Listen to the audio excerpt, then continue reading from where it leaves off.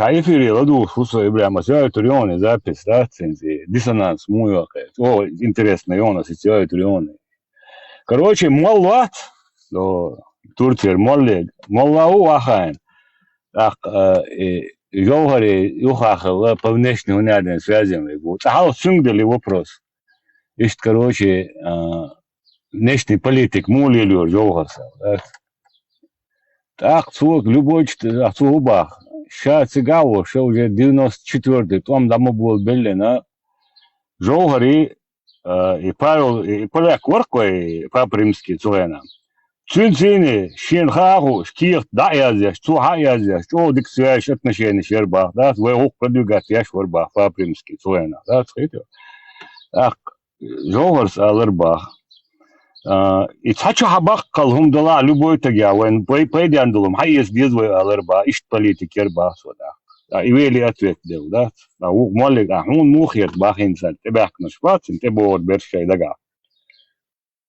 مالشو بايد خلش بلاح وين بايد قرخة صحالة بصل بينا شاق داقن بتعني ديسات مشينا خليش يطبخ ولا يطبخ. Короче говоря, выходит из этого инстаграм, короче, политик ли новые, ночью что миллион миллионер хлушуевый. Нагаса не арбуш чак даقن иш резбаса, короче, да еще ждать такое. Хитро. Да.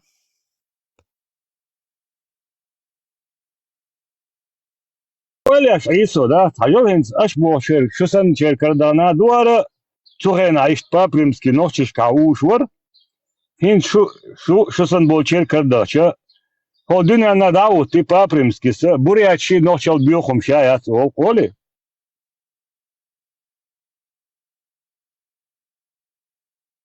Ах, пейд буйвен, ем. Же в составе Русской Федерации Болшава. Больше, представь? Раз хел биохом шиквай, да, спектр.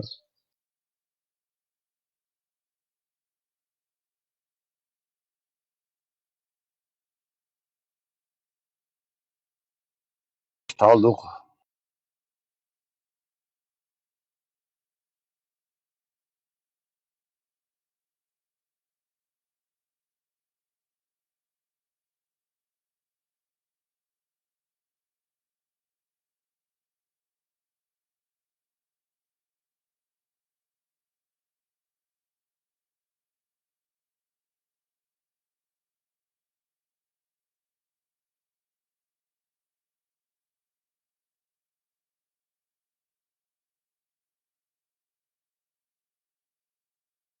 Maslo, maslo.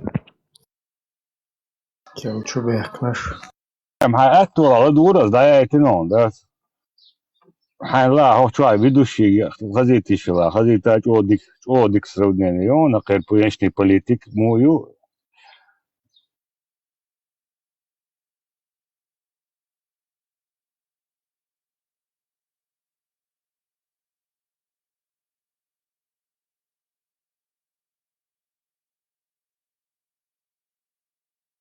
иш твой бяхдеш, иш тадо, что это экварен, ой, мамадат, одуна على سنت وياشي ويا دو سامن نادي متى اتسا تنهلشاني سانهم عندها سيد ما ويكير am peit burs belag dat, короче, Oostenrijk doorstaat, niks staat.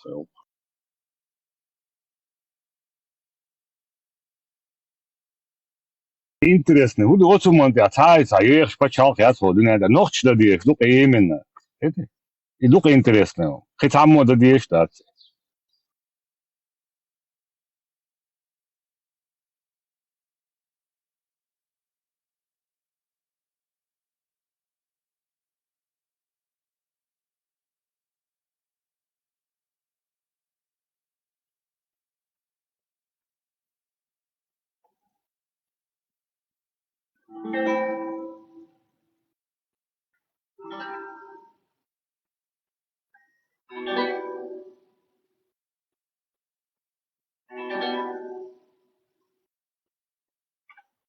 $12 тысяч маджахед говорит, а я и так гитар.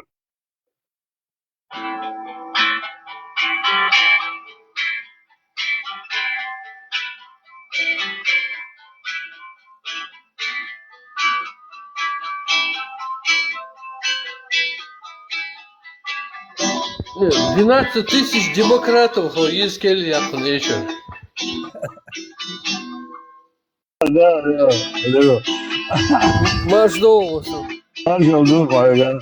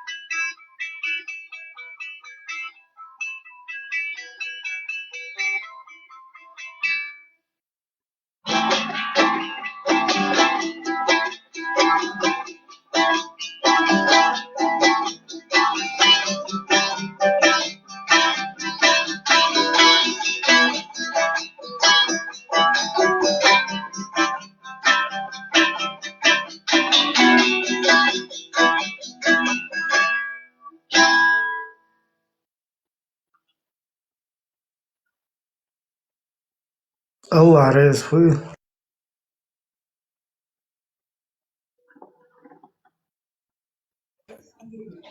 Фарго, как ты победил вот эту картинку, чтобы она не ругалась? Ага, Машо. Не победила она, ругается все равно. Там пока разобраться один раз. Вчера пытался целый день. Наказать целую. Да конкретно хажа вас. Ноутбук verirse, diş ноутбук verirse ölüş. Çantayla. Я, короче, тут я верлен сел ноутбука, чтобы там видео, и что он думал, что и ТикТок не дал ему, короче, в эфир выйти, у вас слабый компьютер, короче, не дало мне.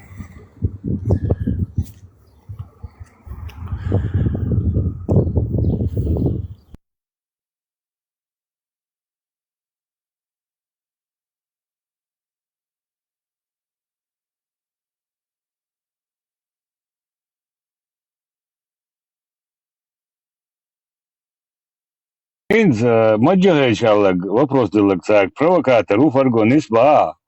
Инз, 12 тысяч демократов, нормально, название. Да, есть 12 тысяч демократов, не хотят уезжать с Европы, захватили унядано Берлин.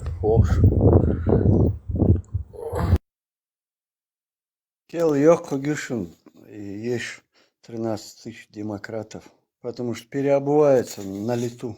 Шайн находишь. И ломаем син движение, вообще син. Фарго, вообще комментировать материал, удивление, я отцол, Удивиться, без комментариев, аж воксо, no comments. Да, субханаллах, чуала, арвала, хица, еще раз. Субханаллах, цети еще раз. Может, фатва даете, что даете? Да, так все, короче, худого, претензии шьяцвы, нет, а претензии очень, достойчан, духой хица, шибутал. Ничего чеченского не признаю, боже. Камалды, на хугулите, надо. Не, кынаш худяш аж bu цунтак фирсе доцар мукар. Да, вообще, так видишь, да. Так, том соста он мне не брат, хумоца олсу. Шалом, всем шалом. Не полностью так видно, арвах вещь, ворксари, по идее, да, чур, вывести его вещь из лона ислама. У него когда депутат, что да, депутатская неприкосновенность. Вот, представитель. И представительщи неприкосновенно спитуется.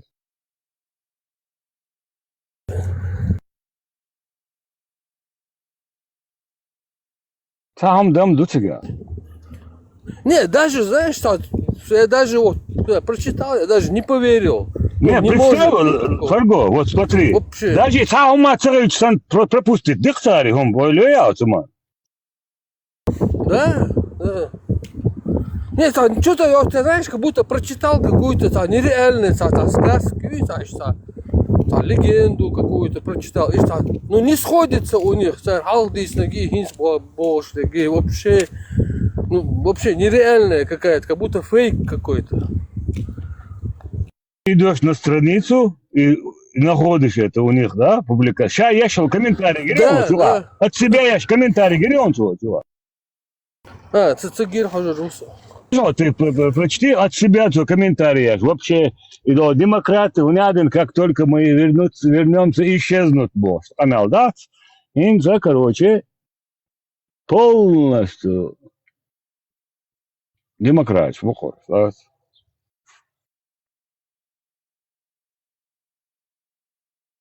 Хайла, тиша, хайла, цатиша, хайла, любой религии, хица, хайла, вообще цатиша, да, вариант, юк, предлагать я сейчас, мог это, его.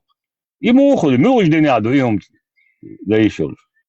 Исламофоб будет, милует. Sun insan böta genau hat so Deutsch вообще. А меньшинство регион, да? У тебя комментарий, я ж меньшинство права штаны.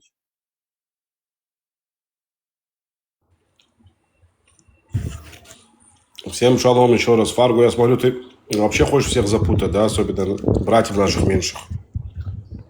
Тут они тут 2 плюс 2 не знают сколько, а тут какие-то уравнения тут кидаешь и все такое. Что это? Хочешь загипнотизировать их тут? Сейчас начнут здесь лаять. Тематика харам, это харам. Да, визуальный гипноз такой. О, Радмир, ты вовремя, вот сиди учись. Вот наш брат Вот. подтянулся. Вот вчера видели, парнишка зашел, и он какой он бред нес, вот. Что у него в голове творится. А их тысячи вот таких. Что он там, что-то чеченцы виноваты сами, что вот русские их ненавидят, туда-сюда, это вот. Это тоже одна из категорий вот в обществе у нас. В таком вот находится, в каком-то амебном состоянии. Еще у него ответы на все интересующие вас вопросы. Типа, я знаю, почему. Вообще я вам сейчас объясню, что полной свободы ни у кого нету, там, туда-сюда. И в России, он сказал, в России это он говорил, да? Да, доктор философских наук.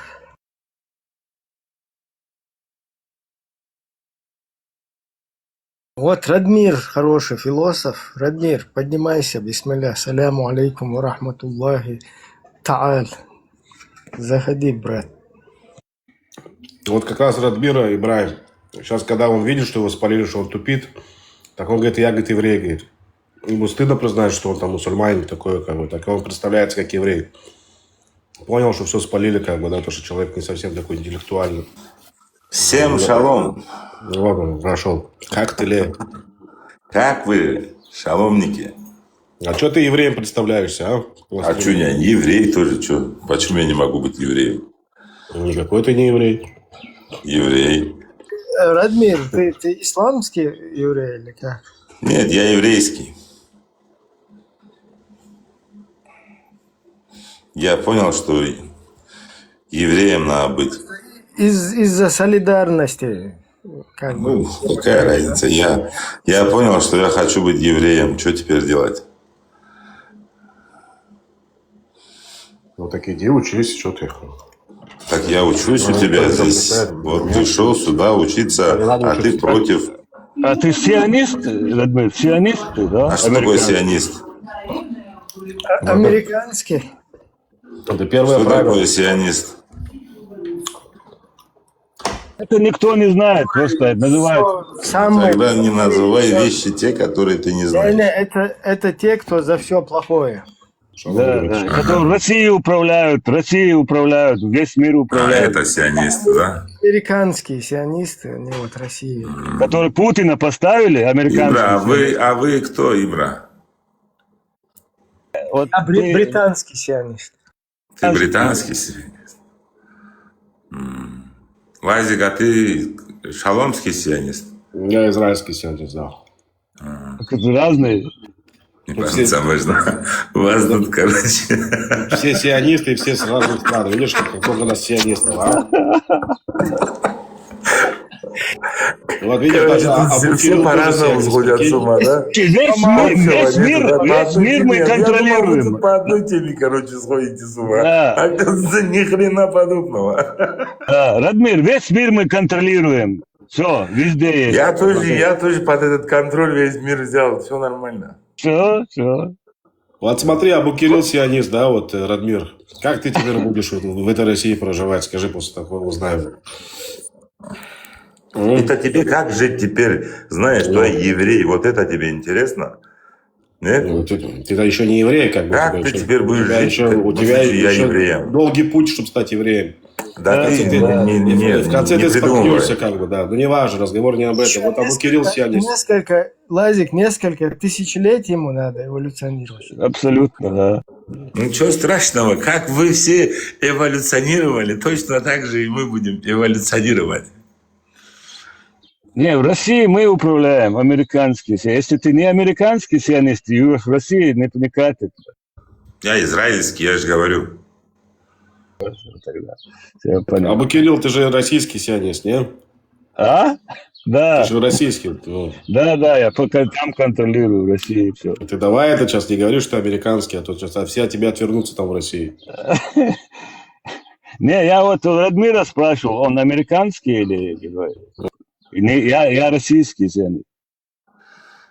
А как тебя в России держат? Радмир, по-моему, это самое. Туркменистанский сионист или как? Ты не прав. Я же говорю, израильский Карачаевский. сионист. Карачаевский. Вот. Ну, неважно. В Израильский. смысле, ты что спросил у Абу Кирилла? Как его в России держат? В смысле? Это он вас держит же. Да, что за вопрос? Что-то ты там перепутал, Радмир. Это Абу Кирилл, что, не узнаешь его, что ли? Лазик, собери мысли в кучу.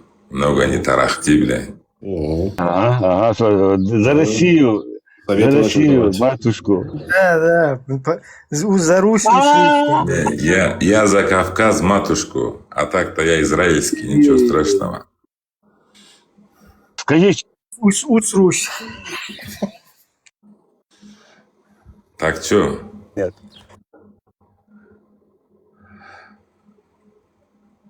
Что будем, как будем? Радмир не турбиноид никакой, он на качелях катается. У него такое... У него вот во дворе стоит качеля. Так, как у бы, вас туда, тут демократия туда-сюда. или что? Давайте как есть. Вот Вы за демократию или за что? Как бы назад, ступень. Я хочу понять.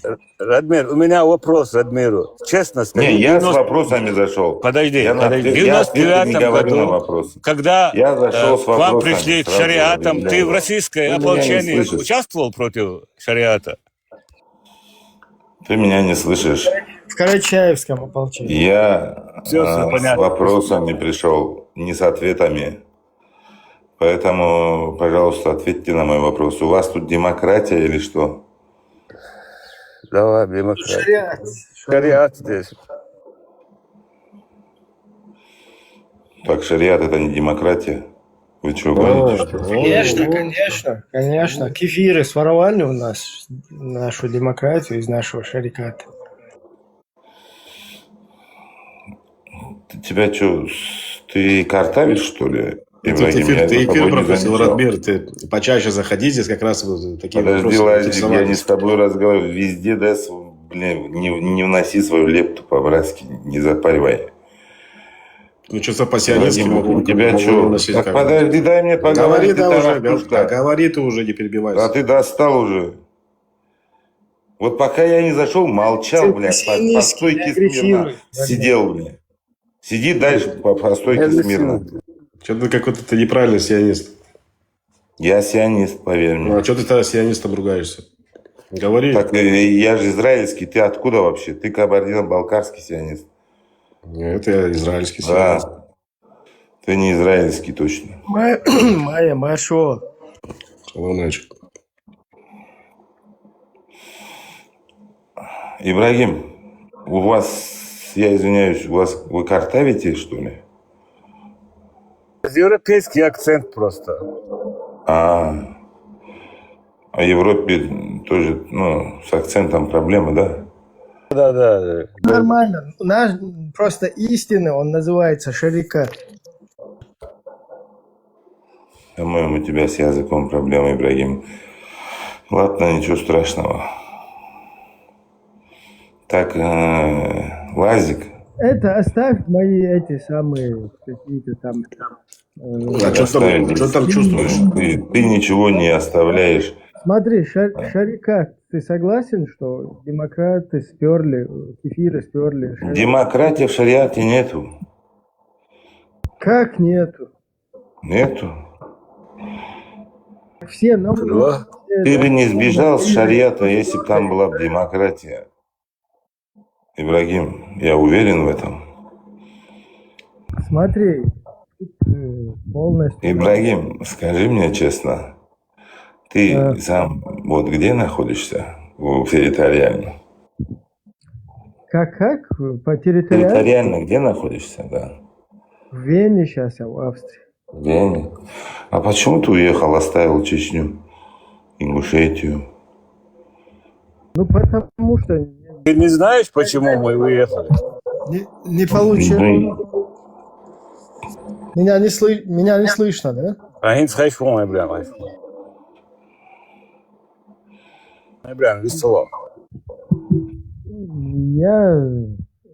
Ты как бы в одиночку хочешь, чтобы чеченцы...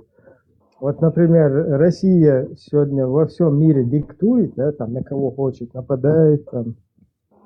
Все пытаются как бы не вызвать на себя вот эту вот злость, там, агрессию.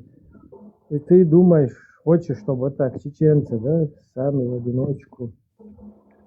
Ну а как остальные живут на Кавказе, не уехали, 2 войны прожили, до сих пор живут почти 1 миллион человек уже.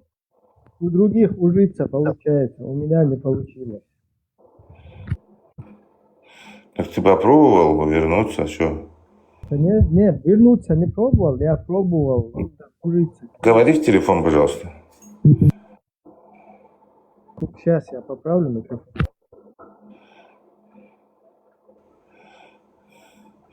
Просто надо признаться, наверное, вам. У вас семьи уже там, ваши дети не хотят уезжать, а вы просто вот оттуда просто газ нажимаете туда, куда не надо, видимо. Ты не знаешь, что в Чечне происходило? Ты не в курсе, Радмир, да? Я, наверное, больше тебя в курсе. Подожди, ты там не был. Лучше слышно меня?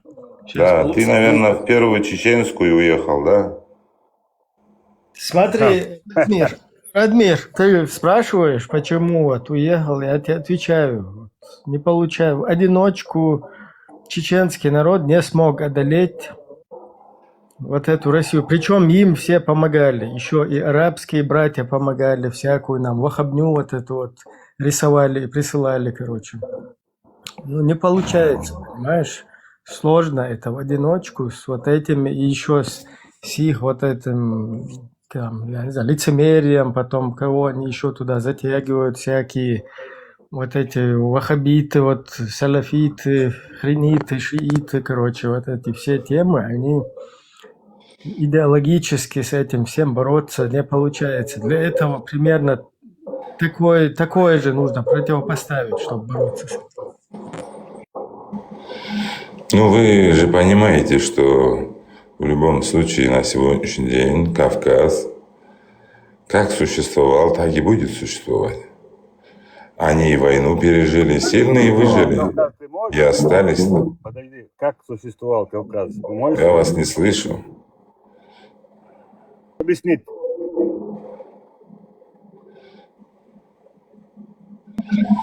Он говорит, типа территориально Кавказ там существовал, будет существовать. Но это понятно, что территория вот эта, она никуда не улетучится, если какой-то там апокалипсис не произойдет. Да, конечно, территория будет. Надо было продолжать жить на землях и как бы не уезжать, не покидать, не сдаваться в вы сами первые сдались, а потом ставите в причину вот какие-то нюансы. Люди жизнь свою отдали, пролили кровь здесь и Не, ну остались жить. А вы не захотели быть войнахами. Смотри, я тебе отвечаю, мы-то сдались не так легко. Мы провели 2 войны. В одной войне поджопникам надавали, вытянули оттуда. Во вторую войну, там, из-за вот этого ваххабизма, который там, вот такие, как ты, нам втюхнули, вместе там, совместно. Я причем меня обвиняешь? Подожди. Ладно, подожди, ладно, забудь. Ну как забудь? Ты наговариваешь, взрослый мужик. Во второй войне не получилось из-за вот этих идеологий, из-за всяких братьев мусульман, из-за вот этой хренотени. То есть не получилось. А вот ты, алло, воин, кто ты? Тебя пистон даже не лопнули? Я израильский, я же тебе говорю, сионист. Ты там просто хлопушку под русским сапогом оказался. Как это так? И для чего вы закрываете микрофон? Я могу слушать его, когда... Теперь отвечай, ты просто в унисон. Так, не закрывайте микрофон, запарили. Чего как дети себя ведете? Ты кто, воин? Как воин?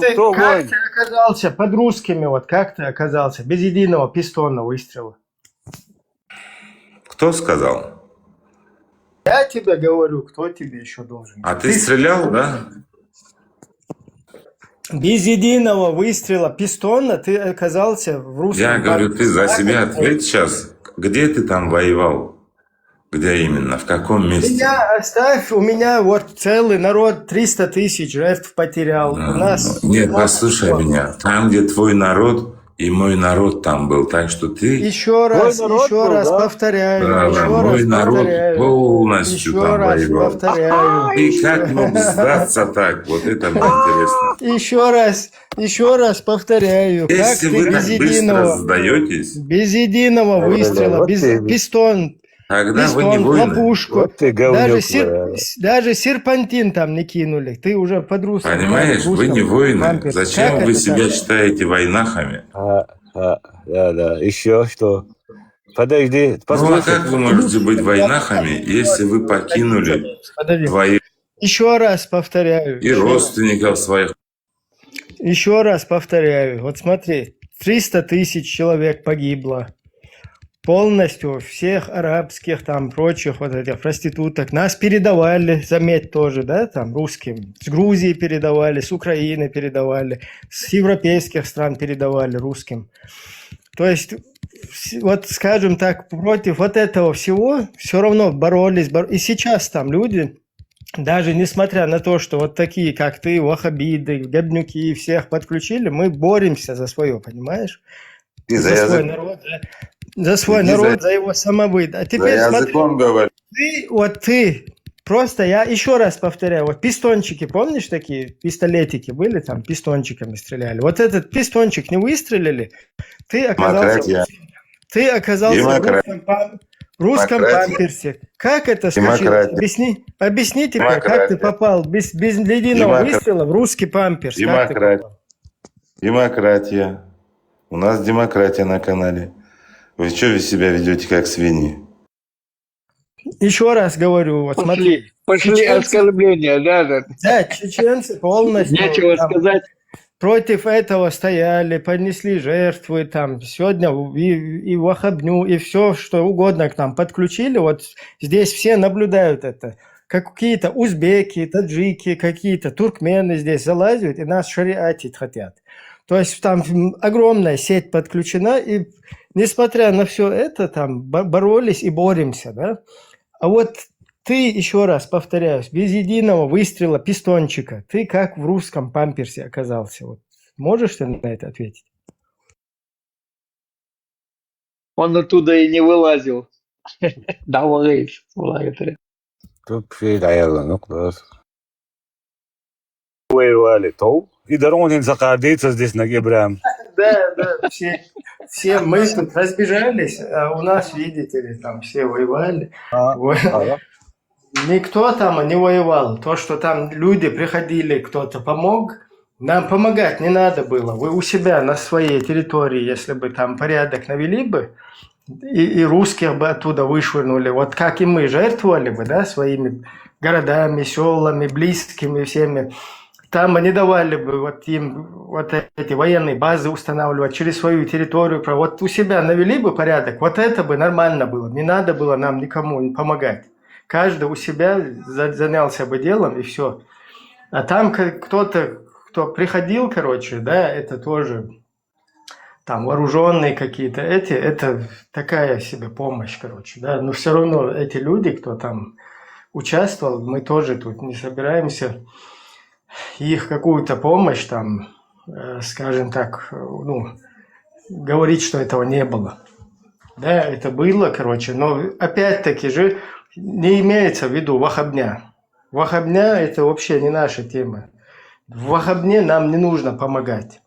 Установить слово Аллаха на земле – это не нам помощь. Когда ты идешь помочь народу, который борется за свой самобыт, за свою там свободу, это понятно. Но когда ты идешь паразитировать на нашей территории, да, на нашем народом, над этим горем, чтобы установить слово Аллаха, такую помощь в одно место засунуть можно. Извиняюсь уже за грубость. Себе оставьте Бога эту помощь. Так почему-то они не хотят шариат устраивать. Обязательно на чеченской территории надо устроить шариат. Даже этот милует там эти двое, там эти чилият. Они там у нас хотят шариат строить.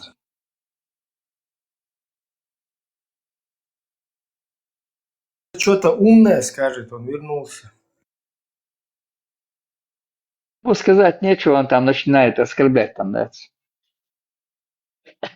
Ну, России сказать надо, и все, мы понятно. Что...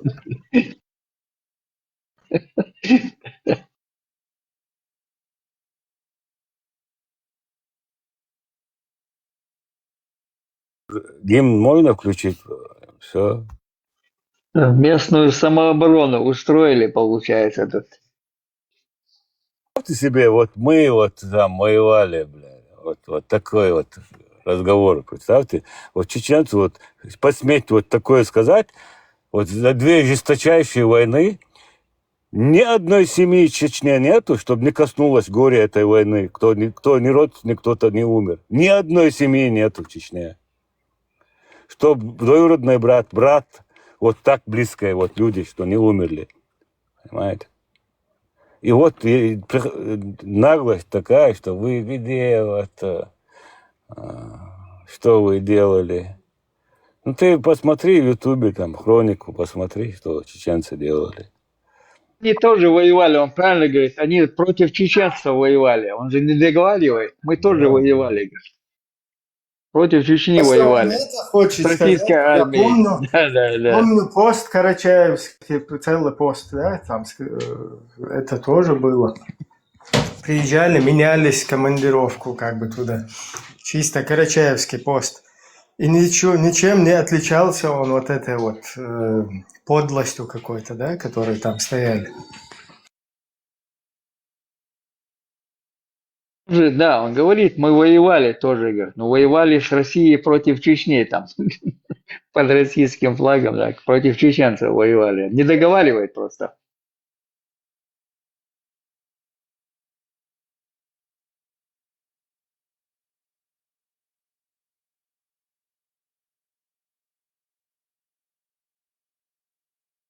Литературу завозили Ничего, да. с Питера, Советский с Союз, Москвы печатали. И Советский завезли Союз. этот вот ислам заносили нам, получается. Потом присылали своих сотрудников там, лагеря какие-то открывали там. А потом напали, сами взорвали дома и с России напали, получается. Российская империя рухнула в 17 году.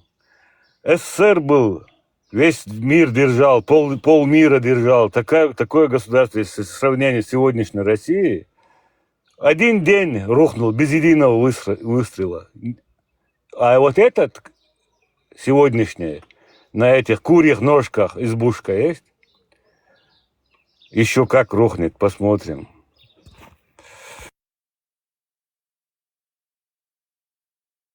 Эти будут сидеть рассказывать, вот мы тоже воевали. Где ты воевал?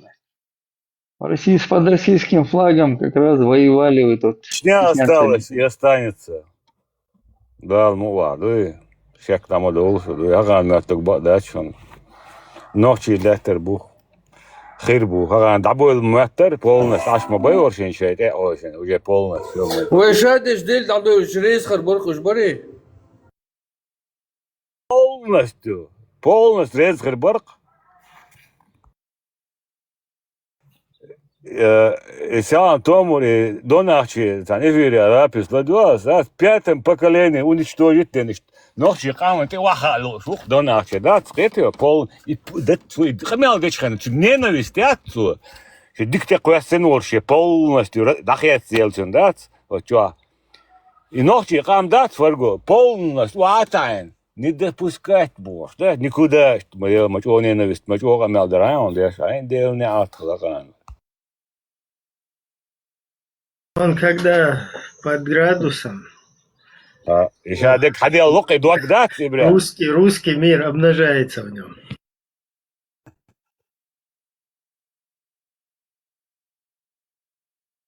Мечтает полный. И хаял лук и мечтает.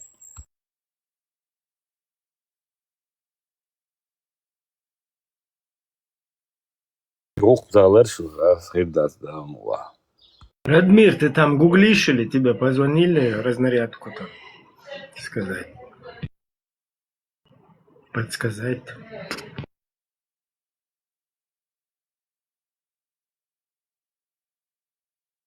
Инструкции прибегает бегло, что можно говорить или нет. Повторяет, наверное.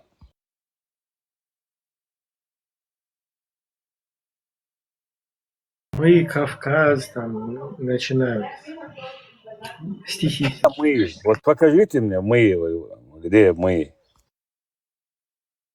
Вот и также говорят, Кавказская война, там, имам Шемиль, всю Чечню Да. разграбили, все Вообще уничтожили прикол. Чечню, да, вы мне покажите вот ваши, где вот война шла, смотрите, всю Чечню, все сожгли, и Кавказская война. Вот так у них всегда. Да, там Мелдер осталось чеченцев всего Вдоль там поперек, где-то да, 100 Чечню тысяч. всю уничтожили. Да, 70 тысяч, что где-то чеченцев осталось. Воевали. Мы, говорит, тоже воевали там.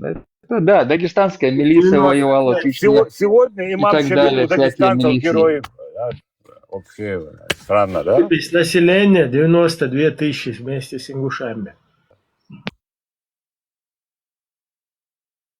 Им может не понравиться, но в соседней республике во время вот эти вот 15 лет, да, где-то, они прям дикчуса де эксаны, масана.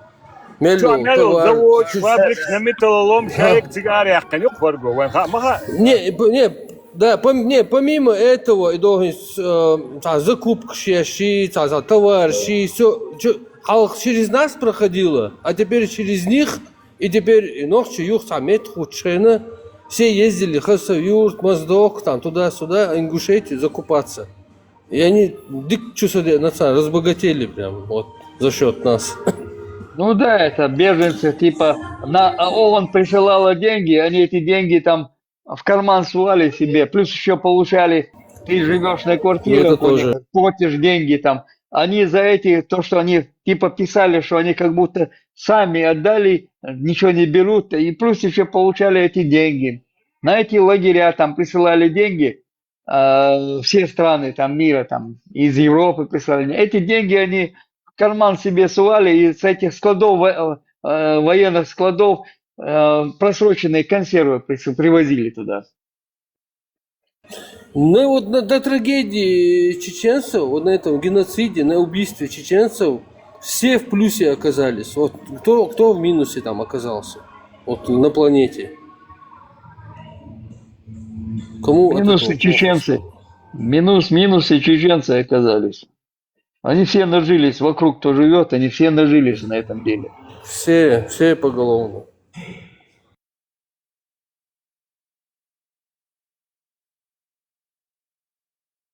До войны, вот до это первой, да, 3 года начиная даже где-то с Питера, автобусы прямые, вот больше половины России приезжала закупаться к нам на вот Петропавловский рынок.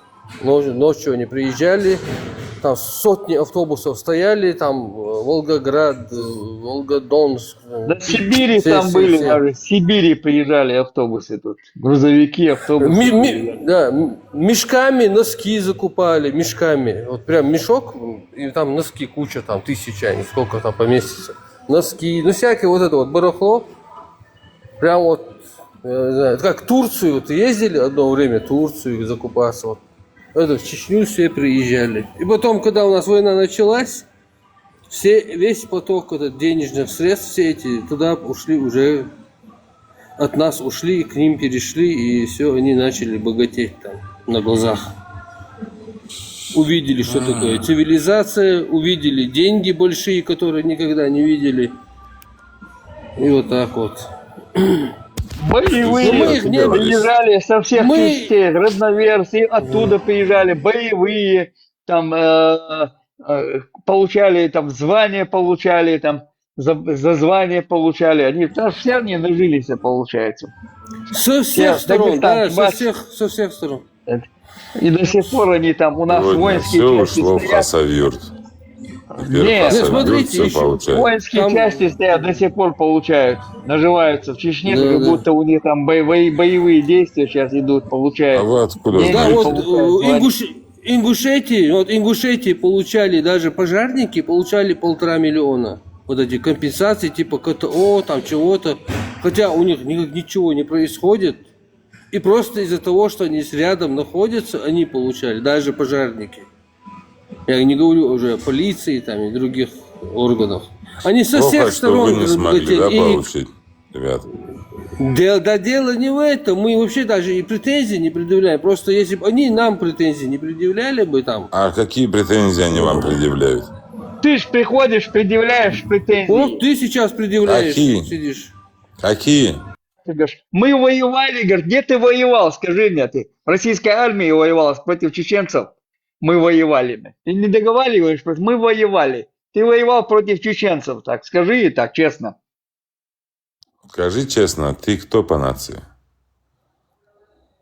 Какое Ты твое разжигатель? дело? Твоя Разжигатель, да? Ты разжигатель. Разжигатель ты национальной разжигатель. розни, ты, я Ты смотрю. разжигатель, тебе я говорю, Да? там, ты говоришь, мы воевали. Ты Ты подскажи, до вообще конца не договаривай. кавказец для меня больше. Да, Я тебя да, увижу, ты я тебя ты для меня, воспринимать ты буду совсем по-другому.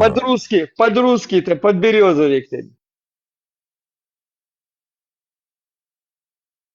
Ты закрываешь микрофон. Они Для чего не я заходят сюда, там, типа Ответь на чем вопрос, нам помочь, как нам освободиться, как вам, вот Чего вы плохо, носите? что у вас не получилось освободиться. Вот эти вот вопросы не задают, как вам тяжело пришлось.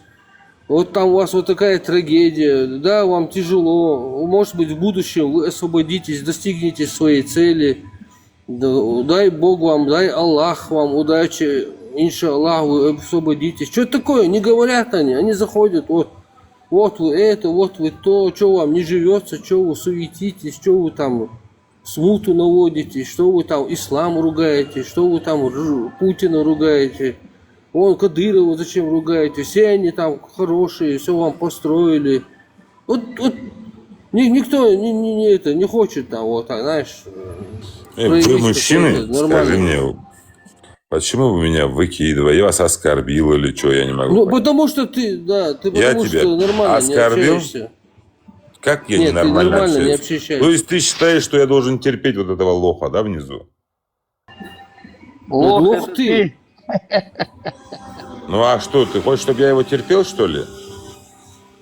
Адмир, не петушись. А, мы выкинули его. Адмир, успокойся, чего ты Не, петушишься? вот так вот надменный разговор ведет. Вот этот лох, не лох. Да, надменно себя ведет, но надо общаться на равных. Еще раз поднимем, последний шанс дадим. Вы вообще на 2 стульях не усидите Опускайте никогда. его, не опускайте. Говори, что ты хочешь сказать. Для чего вот эти вот моменты спускать меня, поднимать? Или вы этим что-то доказываете? Самоутверждаетесь, что ли? Если вы не умеете разговаривать, и вы себя считаете такими, да, воспитанными, Давай в уже каком по месте вы делу. воспитанные, скажите мне? Если это По считается делу воспитание говори. ваше, то я не считаю, что вы воспитаны. Вы нормально не умеете разговаривать. По Я делу тебе говори. что-то сказал или что, я не могу понять. По делу говори По там. делу, да, я хочу Где сказать ты тебе воевал? лично. Вот Где ты ты сбежал. воевал, Ты куда боец? Ты где убежал? воевал? Ты мне можешь сказать? Что ты сбежал-то со своей страны, Где ты Кавказа? воевал, боец? Скажи, ты сказал, Ответь что мне. мы тоже Там, где я воевали. был, ты близко там не был. Бурнец, Я Алёха, тебе задаю вопрос. Ты подожди. где был во время войны? Смотри, тебе уже объяснили, где все было.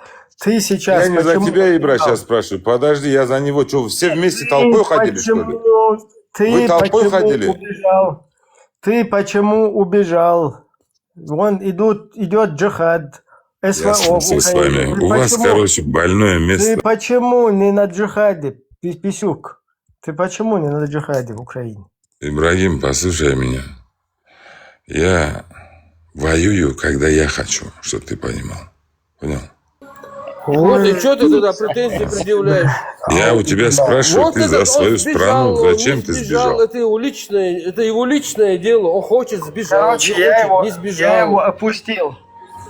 Я его опустил. Да, опустил. Ну, он вообще сам Заслуженно. опустился. Я его как бы... Да, он сам опустился, я его как бы подсобил им. Не, Ажан, губа буцер, он сбежал, не сбежал, короче. Ну, хочу я сбежал, хочу не сбежал. Это моя республика, мой народ. Хочу сбежал, не сбежал. Хочу вверх ногами стою. Что хочу, то и делаю. Это моя территория. И всё. Он сам ответил на свой вопрос. Ибраиму то, что говорил. Да, сам он и ответил. То есть он не хочет джихад делать почему-то в Украине, идти в войско Иисуса, алейхиссалям, укреплять. Они все хотят у нас шариат строить. Все стремятся. У нас, говорит, Милолидо отсюливать, которому там гражданство дали. Сосетинский тоже хочет. У нас джихад строить. Иди в Дагестане строишь джихад. Шариат там строить, джихад там веди. На своей территории не хотят никто. Мы, говорит, в Чечне построим шариат. Внизу пишет, шариат будет и был.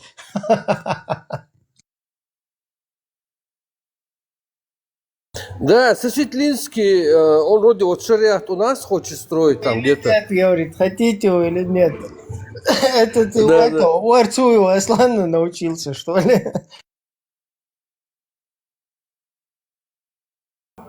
А этого Сосетлинского, да, Сосетлинского спросили, когда вот ты, там какой-то у него якобы какой-то розыск, он там, если розыск уберут, ты поедешь домой? Конечно, поеду, говорит. Тогда, если он согласен ехать под российский свой Дагестан, а что он там, шариаты какие-то там болтает? Ой, Машол, вот Радмир, Машу, с Майей можешь поговорить с нами, не говори, вот Майя с тобой хочет поговорить, все. я с Майей в другом месте поговорю, не здесь. я только хочу задать вопрос. Добрый день Не всем. здесь. Нет, секундочку, не выключайте микрофон, подождите. Я только хочу вопрос Нытики. такой задать. Вы Я не что хочу, я не ноете, буду, не подождите. микрофон выключаете, а? Радмир, не надо переходить на личности, секундочку. Я вас очень прошу, пожалуйста, не выключайте мой микрофон. Я хочу задать только один вопрос. Он не касается религии. Ты знаешь, я сейчас не буду сидеть и никого не буду унижать. У меня такой вопрос. За что положили 400 тысяч чеченцев? Детей, женщин, стариков. За что убабахали вот так людей вот таким вот страшным образом? Разве воевали с детьми? Воевали с мирным народом Где? в Грозном, в Чечне? Ну, спросите у Ельцина. Зачем вы у меня спрашиваете? У Ельцина спросите. Это же при нем началась война. Не при мне же. Вот. Вопрос Вот. это не Теперь ко мне вопрос. и не к одному на сегодняшний день здесь на каналах сидящему. У Ельцина спросите, сможете? И при его правлении кто был? Вот у них надо поинтересоваться. А вот Вот. здесь люди, которые себя выдают за чеченцев, они не чеченцы, они сбежали. Не говори, Нытики. пожалуйста, не говори, По-другому не сказать. говори, не говори нытики, не говори таких вещей, пожалуйста, я тебя очень прошу. Не переходи на личности. А как не Если переходить, если они переходят сами? Нет, я тебя прошу, не переходи на личности, потому что... То есть не терпеть их, да? Нет, не надо терпеть, потому что ты тоже старайся вести диалог, чтобы он был Так они не умеют, я с ними нормально разговариваю. Неправда. Открывают микрофон безостановочно. Подожди, дай мне Ну, договорить. ты можешь выйти. Ты можешь выйти. Секундочку. Ниной. Секундочку. У меня... Секундочку, Радмир. Не ной ты, бля, тварь. За что? нытики, Я да. прошу, пожалуйста, секундочку. Я только с тобой... Куда он ушел? Я с ним сама поговорю. По поводу того, что... Нельзя ты надменно так разговаривать. Нельзя. Я согласна, нельзя. И по поводу того, что происходило во времена Ельцина, и то, что произошло потом при передаче власти, и то, как подставили Чеченскую Республику, ну, как ни крути, тут факты налицо. А ко всему прочему, у меня есть еще вопрос по поводу тех ячеек, которые находятся в Европе, которые создают ту ситуацию, обвиняя, что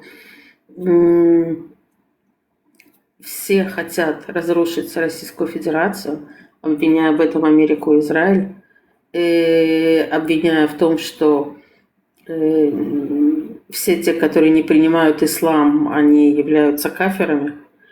И не надо так говорить, Радмир, я тебя очень прошу. Понимаешь, у меня есть очень много доводов. И у меня есть те доводы, которые я могу принести, показать, как разворовываются деньги, которые выделяются Российской Федерацией в Чечню, что происходит и какая коррумпированная власть во главе с Кадыровым. Я это спокойно могу разложить по полочкам.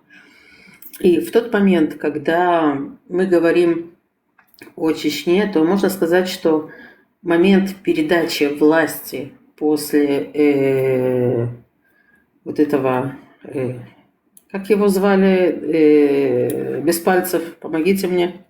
Я знаю, что ты не против меня, Радмир.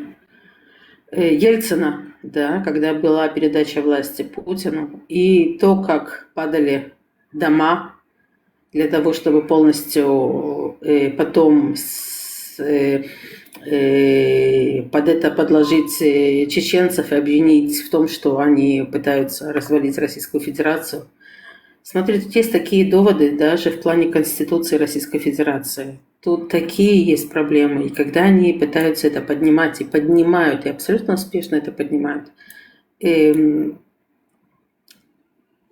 Чечню закрутили в такую колючую проволоку, и такая жесть происходит в Чечне, что я не знаю, что должно произойти, чтобы решить этот вопрос.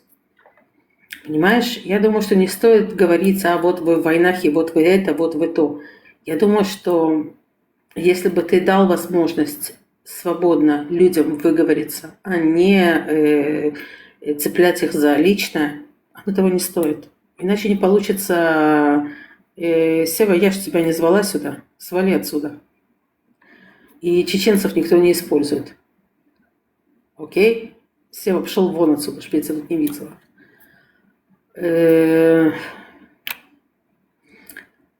Затрагивает чеченцы тогда, когда пропагандисты из Российской Федерации, которые очень хорошо и плотно осели в Европе, топят против моего государства, обвиняя мое государство в том, что мы хотим развалить Российскую Федерацию. Затрагивается наше государство тогда, когда говорят, что евреи, эти яхуды, сидят в российском парламенте и крутят деньгами Российской Федерации. И все из-за них, все, что происходит, все беды из-за них. Только почему-то эти пропагандисты прекрасно себе живут в Российской Федерации и прекрасно себе функционируют и получают указания именно напрямую от Российской Федерации. И почему-то вас это не волнует, да, Сева? Ты что сюда пришел? Ты что сюда пришел?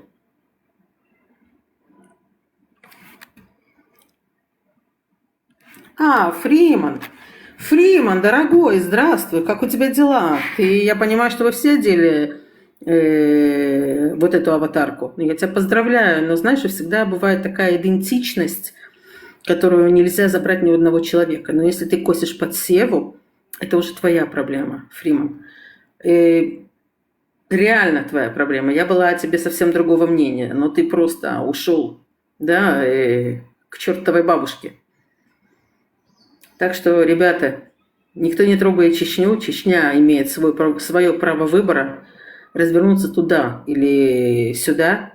Не я буду диктовать, и не ты, Фриман, будешь диктовать, а именно истинные чеченцы будут диктовать условия. А тебе вот туда, к Севе. Отправься. Все, что я хотела сказать. Радмир, я потом с тобой поговорю лично. Уймись.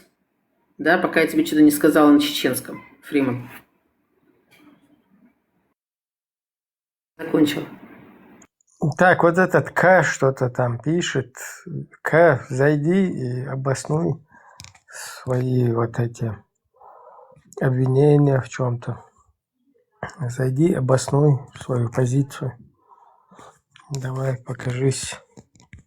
Покажи, кто ты.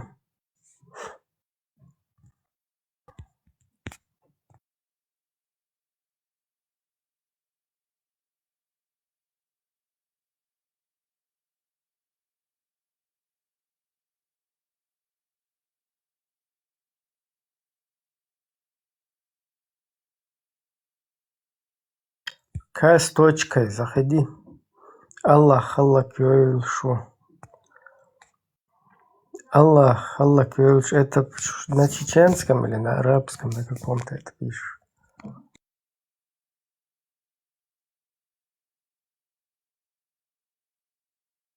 Нохчикам атхиетит сидей достоинство ей юшу кафиров. Худин сидей на достоинство ей. На хахата достоинство исна. Хабулбулахи будулахи бош. Лил шерца достоинство итна я итна я тиешам битна. Я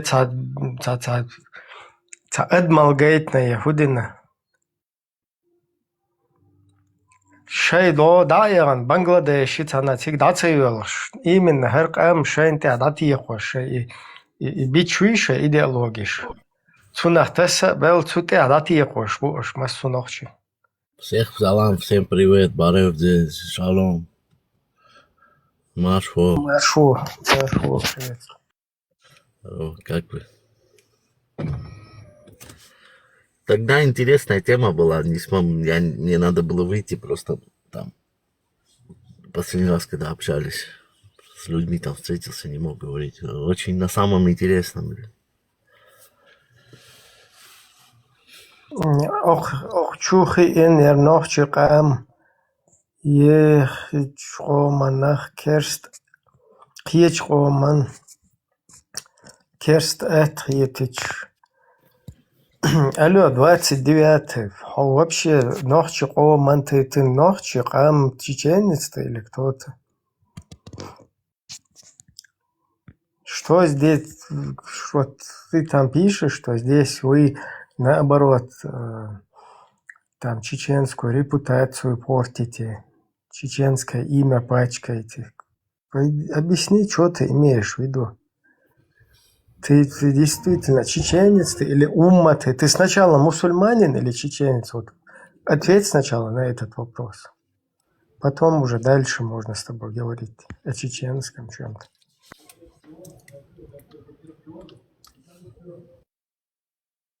Да, четко надо сформулировать претензии, где это вот обосновать как-то, а просто так вот кидаться словами, это как-то бездоказательно, просто так. Скажите, вот по этим критериям вы не чеченцы. Вот здесь вы не проходите этот фильтр. Что-то там вот как-то надо обосновать.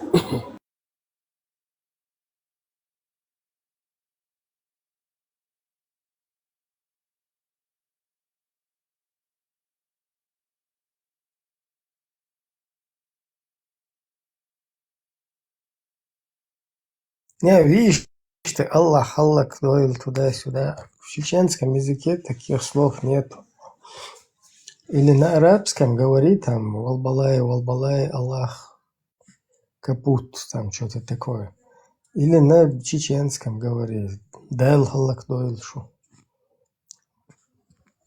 Ты, короче, уже видно по тебе, что ты ваххабит среднестатистический.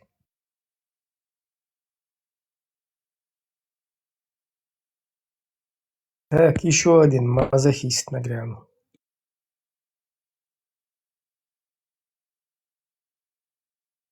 Yes, Yahweh kaput Allah şvarıyor ama İbrahim. Şunu var ya da kaput onlar. Sambahtins ve yuga işte. Ne? Elkşehir. Ve tabuha yazışı guy, tabuha yazışı. Kakra serçu ener. Didule uy. İzvon si doyş mesela ilk elkşehir. Şliyaz kanval sagdat. Mesela öte bu. Harçu, ne harçu milli. Уечун охчун пелкш ойтер сюлечо. А из-за их ночи убош. Он ассоциируется с чеченцами, и потом ответ летит на чеченцев, понимаешь? Вот твой брат. Söyle var olamaz diyorsa.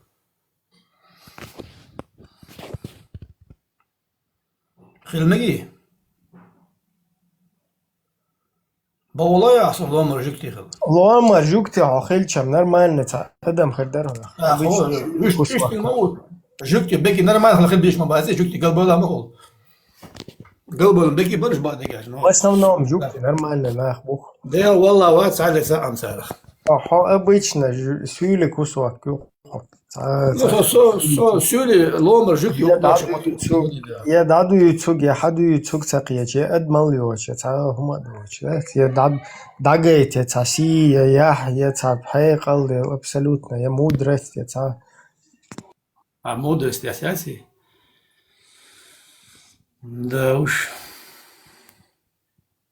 просто хуец иштгамел деш неприятно дусон ох голден хен но все равно салет Кечо дог иетахса ох сага кегичан хайқал далди шол Заравно сюгар интересом дойсон дойди заравно интересом ол нага. Цахум пайдан хочуан за всю эту историю. Шunu пойдем, so живешь, шunu пойди дега. Хаза варсон на поедабеш, сен зидеш. Это для она поед бы. Он внизу пишет вот этот кафировские актеры, Что такое кафировские актеры, мафировские актеры? Ты у кафиров живешь в Европе. Причем здесь кафиры и твой кадырка? Кафиры, у которых ты живешь, интернетом пользуешься. Вот они тебе дали условия жить, телефон, через который ты эти писюльки пишешь. Это вообще другие люди. Это другие люди, а твой вот этот кадырка, которого туда посадили, русские, ослоумного выбрали из всего народа специально, чтобы через него видели всех чеченцев. Как раз вот он твоего уровня мышления, там, твоего вот рядом с тобой его можно посадить, вот эти писюльки писал, чтоб ты там.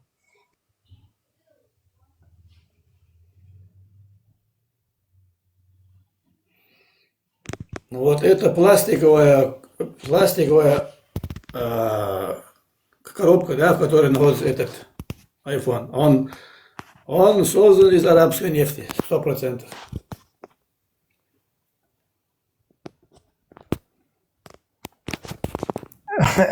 Ибрагим, знаем, кто тебя тут посадили, твой Кадыров.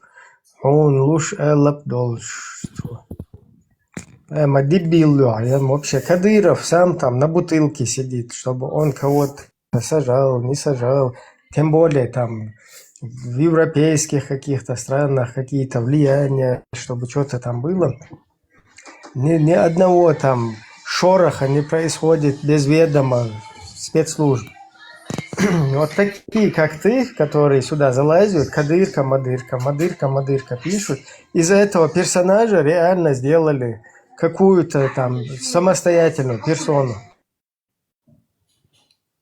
Так, спецслужб шайниш, из чего состоят спецслужбы, из каких людей? Спецслужбы состоят из самых мразей. Вот в России Ну вот спецслужбы, эти мрази. да, самые конченые мрази. Я Значит, извиняюсь за это, за такую грубость там. Вот если бы они не были бы мразями, спецслужбы – это очень хороший орган в государстве, он должен быть. Но в нем должны быть патриоты государства, патриоты нации, народа. Не рабы какого-то там президента, ставленника, а именно вот сыны, там, дочеря своего отечества, да, которые и президента, если надо, готовы приструнить, понимаешь? И он после того, как эта серия взрывов в России прозвучала с рязанским сахаром, который на 75 лет засекретили, после этого в России, пускай это вражеская сторона, но если среди них есть герои, там, патриоты своего народа, я их готов уважать, потому что за свой народ, если ты там борешься, если хочешь ему пользу, но после вот этого я четко вижу, что там кроме рабов каких-то самых конченых мразей, которые готовы там свой народ, кого угодно, мочкануть, да, и пустить, короче, там, засекретить это на 75 лет, какие-то вот террористические акции. После этого я там вообще, кроме мрази, никого не вижу.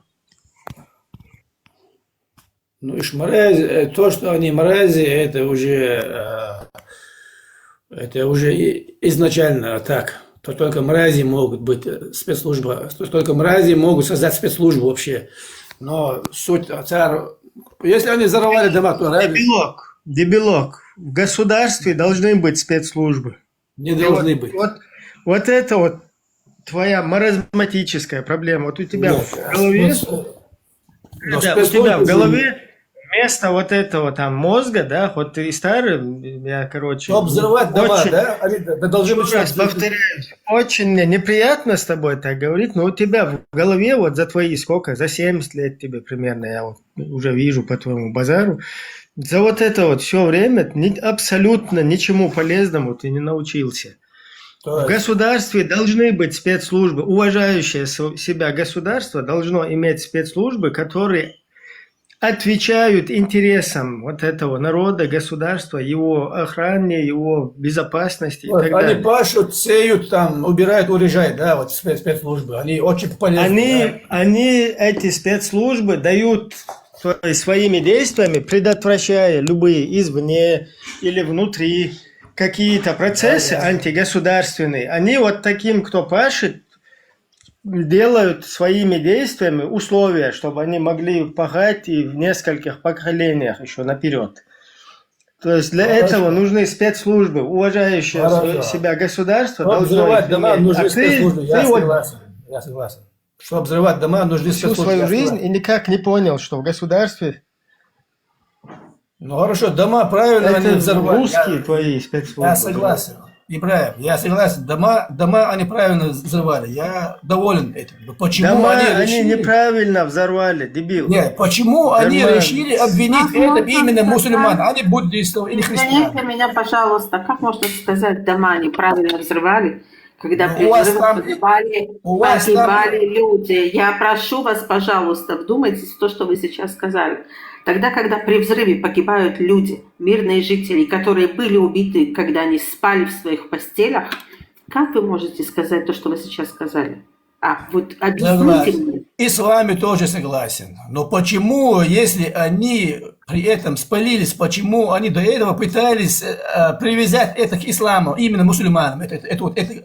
Это страшное преступление, а они хотели приписать мусульманам, а не буддистам, или христианам, или иудеям. Именно мусульманам. А твое мусульманство, там вообще там 1600 мечетей тебе установили, и сам Путин... Речь не об этом. Коран. Зданович говорил, что базы тех, кто... вообще дуб, короче, с тобой даже. Я знаю, если сможете, посмотрите, там есть, там ловить нечего вообще. Я просто могу это очень легко объяснить. Скажите, пожалуйста, когда... он вышел.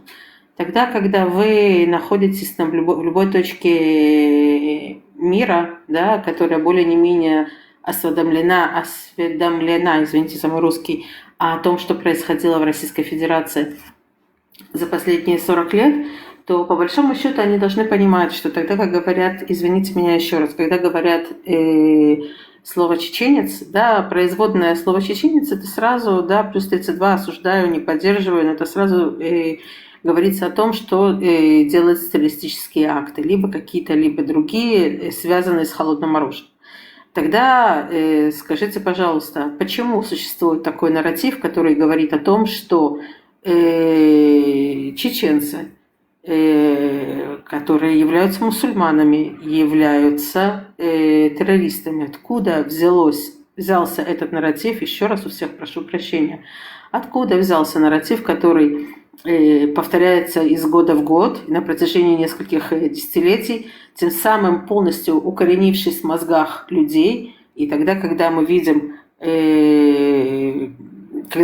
все, что происходило в Российской Федерации, когда об этом четко обвиняли именно чеченский народ, скажите, пожалуйста, а у вас какие вопросы еще есть? Придя сюда, вы говорите о том, что они правильно это сделали, почему они это обвинили? Потому что, в конце концов, легче всего так управлять мнением граждан государства, легче всего обвинить на постоянной основе и создать определенный стереотип против народа. И, конечно, тогда, когда видят вот такие дичайшие последствия терактов, о чем люди будут думать?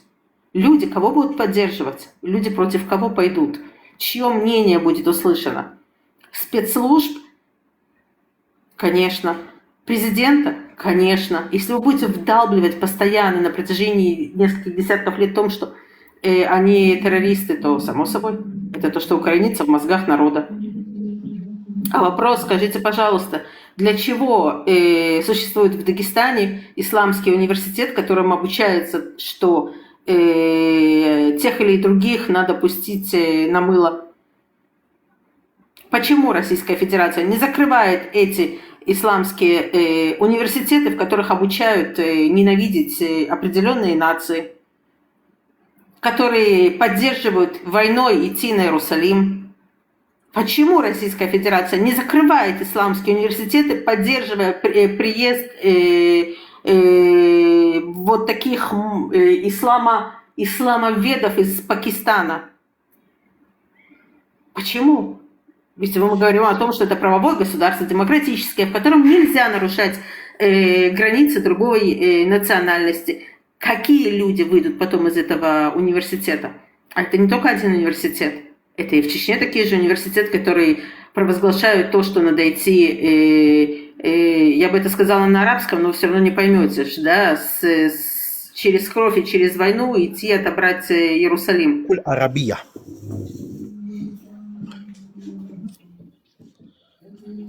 Если что, я изучаю арабский, так что можешь сказать. Окей. Можешь сказать мне на арабском, я сказала это на русском, да, я не хочу здесь возгласы вот эти радикалистов здесь. Нет, я это тоже знаю, этот ответ. Я просто спрашиваю тех, которые тут задают вот эти вот идиотские вопросы. Да, вы что, не понимаете, что людей используют как мясо? А с какого перепугу чеченцы должны идти в сторону Иерусалима? Да, кровью и борьбой мы освободим тебя, Ал-Акса. Что вам тут делать? Я закончила, спасибо.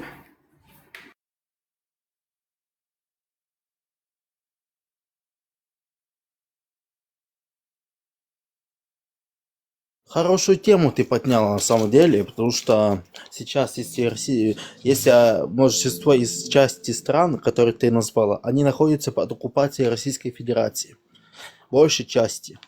И им выгодно, чтобы это делали для того, чтобы показать, с какой стороны ислам на самом деле есть и так далее. Это для них выгодно делать лживые представления, что касательно этого. И что это не так разве? Они делают лживые представления, да, то, что обучая их другим, того, чего противоречит исламным ценностям. Именно. Вот, например, возьмем этого муфтия, который Дагестана, да, этого. Я его называю неверующим, потому что он говорит, если это противоречит шариату, да, Если это не, наоборот говорит, если шариат противоречит законам государства, это нельзя вводить. Он начал это говорить. А ученые говорят наши сегодняшнего времени, да, которых посадили, к сожалению, это освободит их Аллах. Они говорят то, что это недозволено. Если это противоречит шариату, да, если это, например, если возьмем, это исламский, то есть страна, да, которая исповедует большинство части ислама, то это противоречит государственные законы, да, против шариата. Потому что Аллах говорит в Коране: те, которые подчинились Аллаху, не предавайте Аллаху сотоварища. Вот именно эти моменты нужно уточнить. Это как раз сейчас идет о конкретном человеке речь. Секундочку, я хорошо знаю хадисы на эту тему, и я знаю, что написано в Коране. Можно еще раз повторить то, что вы сказали по поводу того, что когда живут мусульмане в немусульманской стране, и когда мусульмане живут в мусульманской? Не, смотри, что касательно вот этого, именно если это мусульманская страна, да, и она подчиняется светским законам, именно об этом я как раз говорю речь, которая под оккупацией находится Российской Федерации. И при этом молодежи, большей части, промыли мозги. Молодежи именно. Сторону? Какую сторону? Можно узнать? Промывка мозгов? Плохую. Окей. Плохую. Как ты думаешь, это действительно так находится или нет? Сура 4, аят 24. Кто мозги там промывает? Можешь? Опа, вот это могу я разъяснить. Это была история во время... Ну, зачитай мне этот аят. Сейчас, один момент. Сейчас. Могу вам также знатоков еще пригласить, которые могут объяснить вам этот момент тоже, чтобы вы подтвердили. Не надо нам знатоков. Можно, конечно, и знатоков, но сейчас мы можем с легкостью. Так, сура 4. Сура 4, 24 аят. Мы тоже можем на русском читать. Перевод вы можете тоже читать.